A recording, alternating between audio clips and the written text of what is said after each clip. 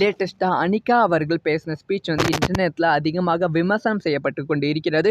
அனிகா யாருன்னா, விஸ்வாசம் திரைப்படத்துல அஜித் அவர்களுக்கு பொண்ணா வந்து நடித்து கொண்டு இருந்தாங்க.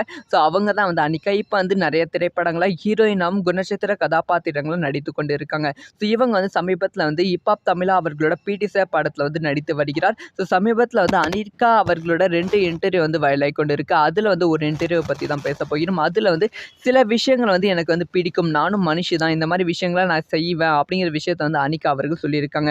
அதை வந்து என்னன்னா, அனிகா வந்து நிறைய கிளாமரான புகைப்படங்கள் இணையதளத்தில் வந்து வெளியிட்டு கொண்டு இருப்பாங்க. இதுக்கு வந்து நிறைய விமர்சனங்கள் வந்து எழுந்தது. அதுக்கு வந்து அவங்க வந்து பதிலடி கொடுத்துருக்காங்க. அதில் வந்து அவங்க என்ன சொல்லியிருக்காங்கன்னா, பெண்கள் வந்து பெரிய அளவில் வந்து சினிமாவில் வந்து விமர்சனம் சந்திக்கிறார்கள். முக்கியமாக வந்து கவர்ச்சியான உடை அணிவது வந்து அவங்களோட தனிப்பட்ட விஷயம். அது வந்து பார்க்க ஸ்டைலாக இருக்கும், எனக்கும் அந்த ஸ்டைலாக இருக்கும், ரொம்ப பிடிக்கும்.